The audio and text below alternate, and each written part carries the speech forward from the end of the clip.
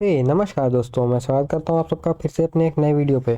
तो आज हम लोग इस वीडियो में बात करने जा रहे हैं एक कंपनी के बारे में जिसका नाम है अबांस लिमिटेड। ठीक, तो ये अबांस लिमिटेड का जो आईपीओ है जो हाल ही में आया है, हम लोग इसके बारे में पूरी डिटेल स्टडी करेंगे और बात करेंगे क्या ये इन्वेस्टर्स के लिए सही है इन्वेस्ट करना या नहीं, और जिन्होंने आईपीओ इसमें लिया हुआ है उनकी क्या इन्वेस्टमेंट उन्होंने सही जगह करी है या ये वो लोगों ने नहीं करी है।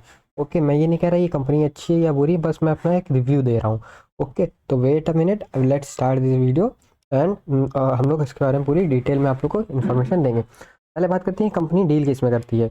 तो जिसमें जैसा कि आप लोग जानते हैं, जिसको नहीं भी पता उनको बताता हूँ, ये कंपनी की इंगेज है फाइनेंशियल सर्विसेज में, गोल्ड रिफाइनरीज में, ज्वेलरीज में, कमोडिटी ट्रेडिंग में, ठीक, एग्रीकल्चरल ट्रेडिंग में, ठीक, and warehousing, software development and real estates में। इतनी सारी चीज़ें हैं जिसमें ये कंपनी डील करती है। इसके अब बात करते हैं, इसके फ़ायदे भी हैं, इसके नुकसान भी हैं। इसके फ़ायदे क्या है, अगर इन सब चीज़ों में से कोई भी एक चीज़ में इस कंपनी का अच्छा से चल रहा होगा, प्रोग्रेस चल रही होगी, तो ये कंपनी अच्छा खासा रिटर्न दे सकती है।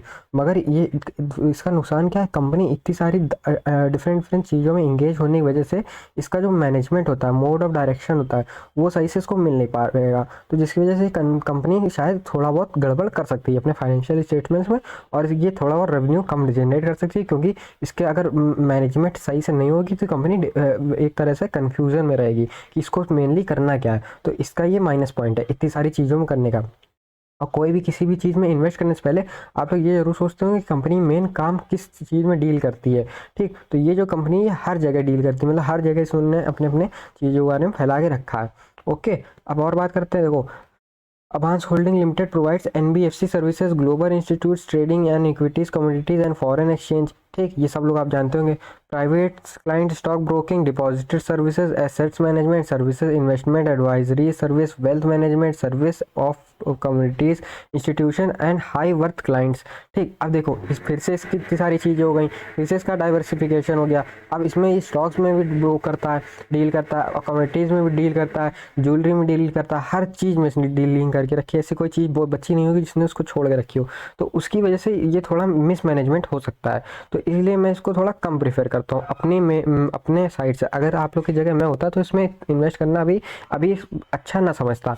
ओके, अब चलिए बात करते हैं और इसके बारे में कि कंपनी कैपिटल स्ट्रक्चर ये सब आप लोग को वैसे जानने की ज़रूरत नहीं है, कोई ज़रूरी चीज़ नहीं है। ठीक, जो मैं मेन थी वो मैंने आप लोग को बता दिया है और जानते हैं इसके बारे में। हाँ, अब इसकी जो कंपनी फाइनेंशियल्स है, ठीक, ये देखिए, जो 31 मार्च 2020 था, इसमें टोटल एसेट्स इसके इतने थे। ये 2021 का है, 2022 का, ये अगस्त 31 अगस्त 2022 का। ओके, अब आप लोग देखें ये सब चीज़ टोटल एसेट्स तो इसके बढ़े हैं, मगर जो टोटल रेवेन्यू है, ठीक, वो देखिए यहाँ पे कितना कम हो गया है।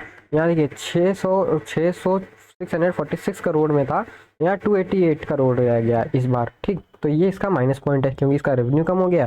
तो भाई रेवेन्यू कम हुआ तो जाहिर सी बात है आप लोग के शेयर की वैल्यू में इफेक्ट पड़ेगा। प्रॉफिट आफ्टर, अब जब रेवेन्यू कम हो गया तो प्रॉफिट आफ्टर टैक्स अपने आप ही कम हो जाएगा, 29 करोड़ बचा है और यहाँ पे 61 करोड़ था, मोर देन हाफ से भी कम हो गया है। ठीक, अब बात करते हैं इसके और क्या कम ज़्यादा हुआ है।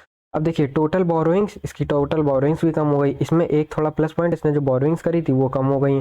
अब हम लोग ये भी कह सकते हैं जो इसके टोटल प्रॉफिट ऑफ रेवेन्यू वगैरह निकला उससे इन्होंने बोरोइंग्स वो कर दिया, पैसे दे दिए, तो इस वजह से वो इनके टोटल ऐसे ये रेवेन्यू और बोरोइंग्स कम हो गई हैं, ये भी कह सकते हैं। अब वो तो इतना तो डिटेल में नहीं है हम लोग को पता, वो क्योंकि फाइनेंशियल स्टेटमेंट पढ़ के ही पता चलता है। अब इतना टाइम नहीं, हम लोग शॉर्ट में आप लोग को पूरी इन्फॉर्मेशन देना चाहते हैं।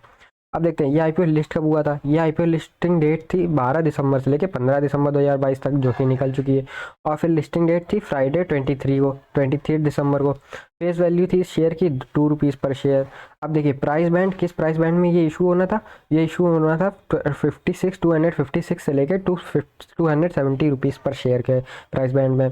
ओके, अब लॉट साइज़ की थी 55 शेयर्स की लॉट साइज़ थी। आप लोग 55 शेयर्स एक लॉट में खरीद सकते हैं।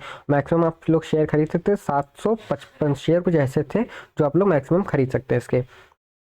ओके, अब देखिए इसकी, ये देखिए इवेंट्स, ओपनिंग डेट थी 12 दिसंबर, क्लोजिंग डेट थी 15 दिसंबर। वो जिन्होंने ओपनिंग यहाँ 12 को ही थी, 12 से 15 तक आप लोग अप्लाई कर सकते थे। बेसिस ऑफ अलॉटमेंट थी 20 को, ठीक, इनिशिएट ऑफ रिफंड मतलब जो एक्स्ट्रा अमाउंट आ गया था वो रिफंड होने का वो डेट थी 21 दिसंबर। Credit of sales to department ये थी 22 और लिस्टिंग डेट मतलब जिस दिन वो हम लोग की ऑफिशियली लिस्ट हो जाता वो थी 23, जो कल ही हुई थी। ठीक, ये कल ही लिस्टेड हुआ था हमारे स्टॉक मार्केट में, जिसमें आप लोग चार्ट देख सकते हैं जब इसका। और इसके बारे में आप लोग को मैं क्या बताऊँ, और कुछ इंपॉर्टेंट चीज़ें जो जो थी वो मैंने बता दी हैं। और ऐसी कोई इंपॉर्टेंस में चीज़ नहीं, बाकी इस इन्वेस्टर्स के बारे में कि इन्वेस्टर होल्डिंग फलाना ढिमाका वो सब आप लोग को इतना ज़रूरी नहीं है। जो मेन चीज़ था मैं आईपीओ में आप लोग बताना चाहता था क्या है कि थोड़ा ज़्यादा ही टिपिकल टाइप का आईपीओ, क्योंकि बहुत सारी चीज़ों में डील करता है। तो इससे ये बन भी सकता है, बिगड़ भी सकता है। अगर इसकी मैनेजमेंट सही से नहीं होती है तो ये बिगड़ जाएगा। तो इस वजह से ये थोड़ा मुझको रिस्की लगता है। और रिस्क लेना ही क्यों है, और भी तो इतनी सारी कंपनियां आप लोग उसमें इन्वेस्ट कर लीजिए। अगर आप लोग थोड़ा ज़्यादा आप रिस्क नहीं प्रीफर करते हैं, जो थोड़ा रिस्की ट्रेडर्स है वो इसमें भी प्रेफर कर सकते हैं। अब बात करते हैं जब ये लिस्ट हुआ था, तो देखिए लिस्ट होने टाइम इसकी कितनी वैल्यू थी, लिस्ट होने टाइम इसकी वैल्यू ये प्री देखिए लिस्ट होते टाइम 187 के आसपास तक ये लिस्ट हुआ था। जब ये क्लोज हुआ है 176.95 पे क्लोज हो गया। देखिए क्लोज होते टाइम माइनस में आ गया, ये -9.4% की इसमें गिरावट आ चुकी है। अब ऐसे तो ये भी कह सकते हैं कल निफ्टी बैंक निफ्टी भी गिरावट आई शायद इस वजह से, मगर ऐसा नहीं है कि ये क्योंकि कल ही लिस्ट हुआ है इस वजह से इसमें अब इतना मूव नहीं होना चाहिए था 4% का, 4.99% अराउंड 5% का। मेरे हिसाब से इसमें कुछ ना कुछ तो गलत था। और आईपीओ में मेन होता क्या है कि इन मेरी अगर प्रोस्पेक्टिव से सोचे, मैं अपने जो मेन मोटिव मैं ये नहीं कह रहा अच्छा है गलत है खराब है, ये जो काम किया गया आईपीओ लिस्ट करके इस कंपनी का, जैसे कहते हैं खराब माल बेच दिया गया, ये वो करा गया, खराब माल निकाला गया। तो इसलिए थोड़ा मैं इसको कम प्रीफर करता हूँ। ओके गाइस, तो आज की इस वीडियो में इतना ही बताता चाहता था मैं आप लोग को इस आईपीओ बारे में। बाकी आप लोग अपना उससे थोड़ा सोच के इन्वेस्ट करिए। Okay guys, thank you guys for watching our videos and stay tuned our channel, be profitable for